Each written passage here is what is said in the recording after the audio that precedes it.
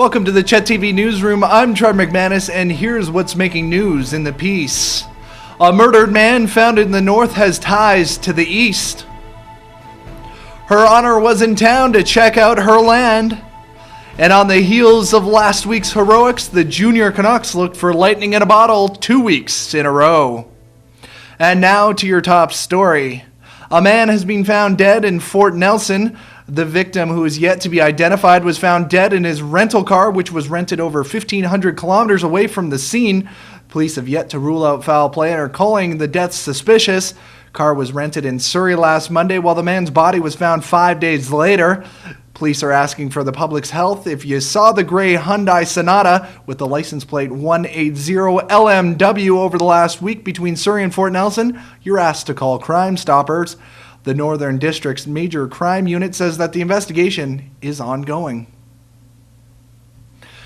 The Peace Region hosted some British Columbian royalty this past week. In a 24-hour period, Lieutenant Governor Judith Guichon touched down in Edmonton, traveled across through Tumbler Ridge, Dawson Creek, Fort St. John, and eventually toured Chetwynd Friday morning.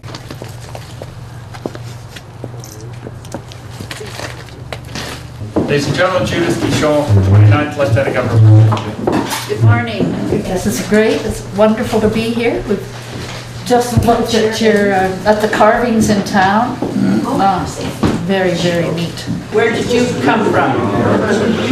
From Manitoba, even farther than Saskatchewan. I'm joined by British Columbia's 29th Lieutenant Governor, the Honourable Judith Guichon. Your Honour, thanks for joining us today. You're very welcome. It's a pleasure to be here. You were just at Sorera's Place. Can you tell me what a seniors' home like that does for a community such as Chetwynd? Well, it just means that folks can stay here as they age and stay close to their families, and I understand they've got 2 levels of care there, and that's wonderful. The more we can have aging in place, the better it is. Has anything taken you by surprise since your trip, or anything that stood out above the rest? Well, I think I've been surprised by the richness of the resources in these communities. You have it all here. You have wind power, hydropower, coal, gas, oil. We toured a gas plant yesterday, among other things. And then you also have the woods industries and agriculture. So you're very, very rich communities in the north here. That's a really energetic, interesting community, and I just love the carvings. I think everybody in BC should be up here in June, I believe it is. Is that when So I hope I can get back and witness the incredible creations, what these folks do in 36 hours with a log and turn it into these master creations. You know, to meet the Lieutenant Governor, who has this rich background in ordinary life, you know, it's really I feel that, you know, this affinity, like I said, you know, it's and I'm sorry that more of our people here, particularly the agricultural people, weren't here to meet her with her you know, very deep background in agriculture and ranching.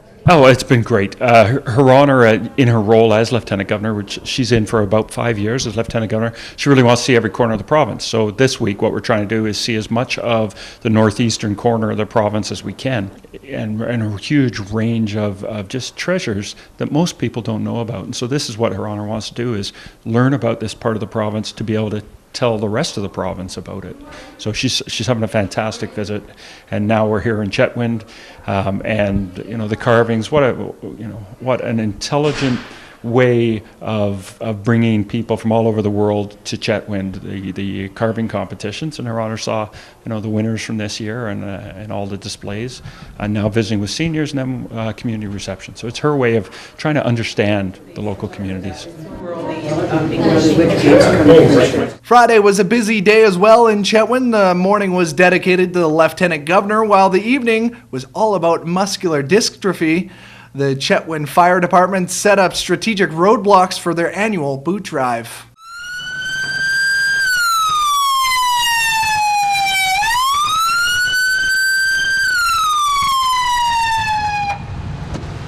Sorry to bother you. Raise money for muscular dystrophy. Anything at all. My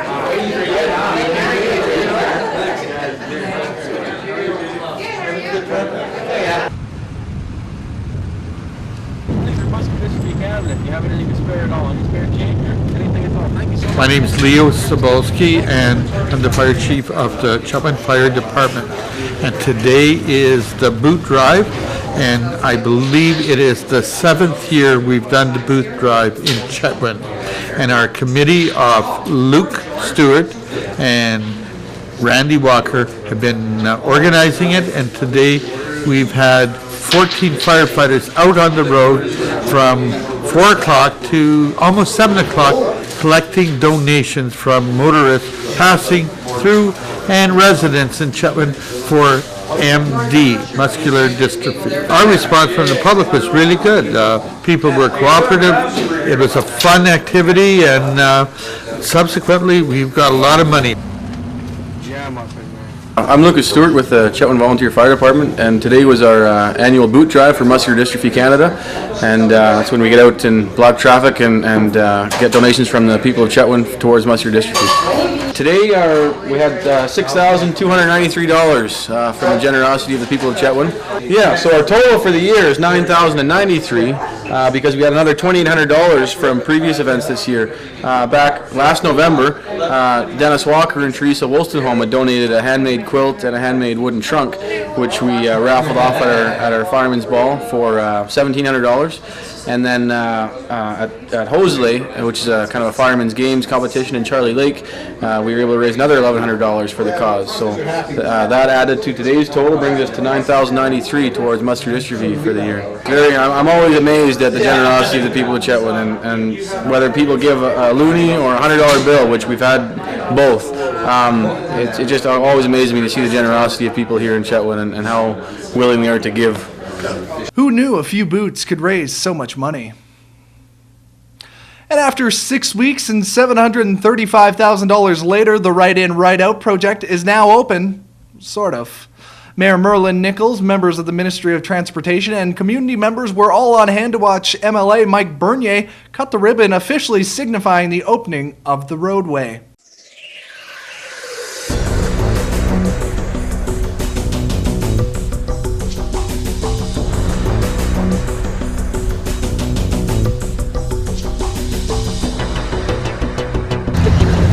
I'd like to acknowledge everyone who has had a part in bringing this project together.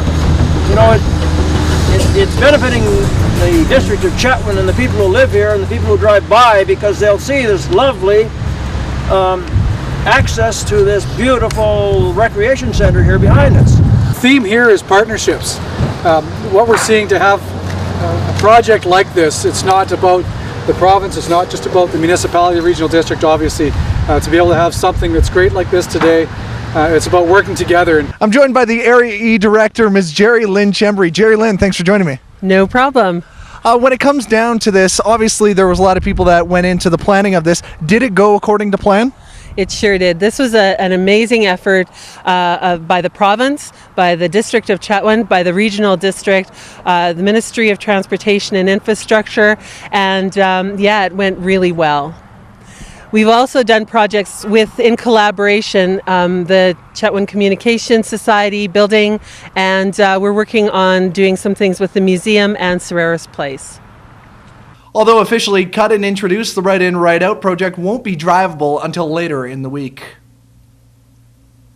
And moving to sports now, the Dawson Creek Junior Canucks were looking to have a similar pair of games as last weekend, but that was not the case. Coming off of a pair of back-to-back wins, the Junior Canucks took to the Dawson Creek Memorial Arena Saturday night in hopes of another lucky weekend.